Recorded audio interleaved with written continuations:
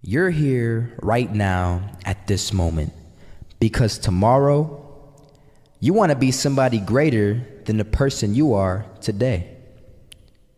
You see yourself succeeding, you have a vision, you have a dream. Congratulations. You're already 10 steps ahead of 95% of the world. Imagine if Michael Jordan was scared of missing. He would have never taken a shot. Imagine if Steve Jobs was afraid of people not liking his product. There would be no iPhone. So ask yourself this: do you want to be a person who fears failure, or do you want to be a person who loves success? Which one? Because you're gonna have to pick today. And I'll tell you one thing: one is a failure and one is a success.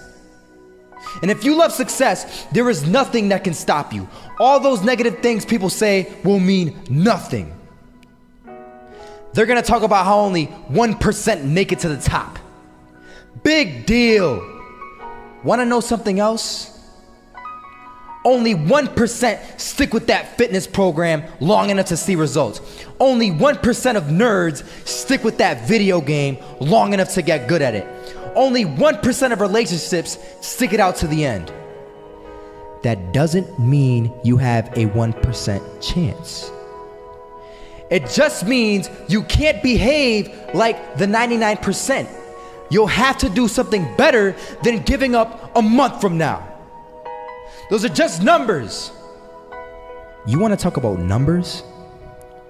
Take a look around you and take a good look around you. Are you like 99% of the people around you? If you are, then you're in the wrong video, my friend. You have to love success just as much because that's what's gonna allow you to get up and go for it. Being scared to fail won't do anything. In fact, when you love success and you start going for it, guess what happens? You're gonna fail. You're gonna fail 10 times, 100 times, maybe even 1,000 times. But that's okay. Failure isn't permanent. Falling isn't permanent. You get right back up and keep going. And this time, you're gonna be stronger, wiser, and you'll be more driven than ever. And for every 10 failures, you'll land one success. You have to love success so much that you're willing to fail 10 times before you can succeed once. That's how a winner does it.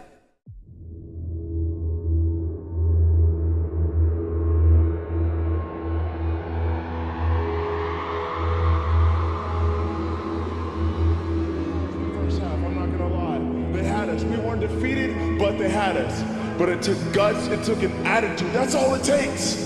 That's all it takes to be successful is an attitude. And that's what our coach told us. He said, hey, it's gonna be tough. It's gonna be hard. You're gonna go out there, you're gonna battle, you're gonna fight, you're gonna do it for one, you're gonna do it for one another. Do it for each other, you're gonna do it for yourself, you're gonna do it for us, and you're gonna go out with this win.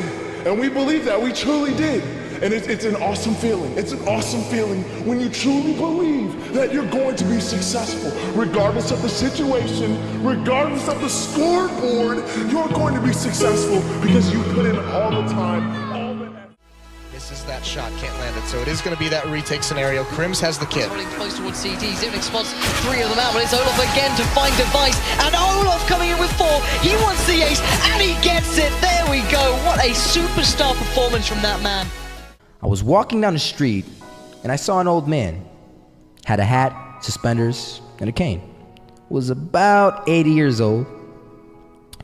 This old man was barely walking. He could walk, but the cane helped a lot. He was struggling. So anyway, he was walking across the street and he ended up falling. So I went over to go help him. And he gets up, says thank you, and we introduced ourselves. Had a little conversation. Told me his name and I told him mine. His name was Robert, by the way. And right as he walked away, I told him, this is what I said. Robert, you should stay inside where it's safe, my friend. And Robert turns around and says to me, I love walking, and I love walking way more than I'm afraid of falling. So I asked him, well, What about your safety? Don't you want to live? And he told me this. These are the exact words he said. He said this: Solo, living means doing what you love to do. And if I had to fall here and there to do what I want to do in life, then so be it. And he just walked away. Never saw him again. That was it. But that statement really had me thinking, and it had me thinking hard, because I learned something that day. That's when I realized the true key to success. You see, I always thought if I could just fear the act of failing, and if I fear it like crazy, I will succeed. Because I thought the fear would magically motivate me to get out there and start taking action. But after that day, I realized something. I realized it's the love for success that will lead me to succeeding. So just imagine if Robert feared falling. Would he even start walking? Of course not. He wouldn't even do what he loved to do. He would sit at home and take no type of action. But he loved walking. Wasn't even scared to fall. It gave him life. That's what allowed him to get up and do it. He loved walking so much, he was willing to fall 10 times a day just to do it. And you have to be the same. So the next time someone tells you, you're gonna fail, you know what you tell them? Tell them they're right. But you're not afraid to fail. You're not afraid to take action. You're not afraid to jump. You're gonna fail 10 times, but you know what? It's cool. Because on the 11th time, you'll succeed. Oh, you'll succeed, all right. And it'll feel good. And while you're over here living the life of your dreams and complete happiness, guess where they're gonna be? That's right. They'll be failures, the real failures. Over there where it's safe, scared to fail. Ironic, isn't it?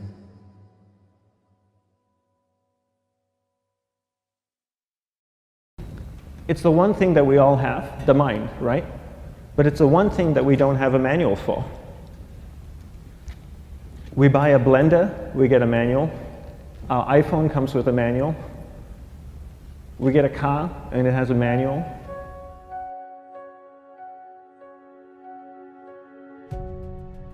Nobody teaches you how to use the mind. There's no manual for the mind. So this, I think, is one of the most essential things in making progress in our life, is really understanding how our mind works. It's the one thing that we have to live with 24 hours a day, 7 days a week. We have no choice. Imagine if most of you slept 8 hours a day, which most of you don't. You slept and you were awake 16 hours a day. In the 16 hours you practice your awareness just randomly moving from one thing to another, to another, to another, all day practice being distracted. What would you be good at after 6 months?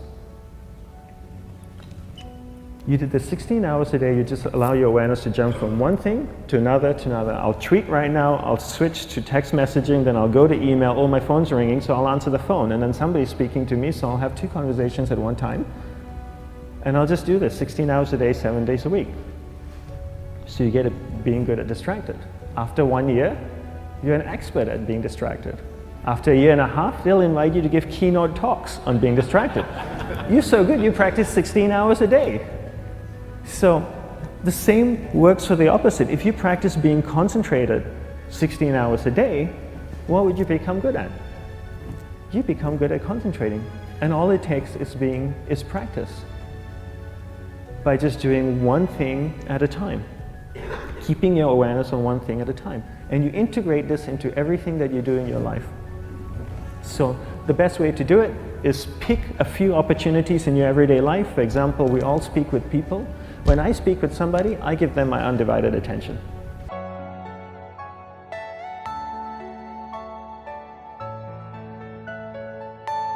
Are you all my personal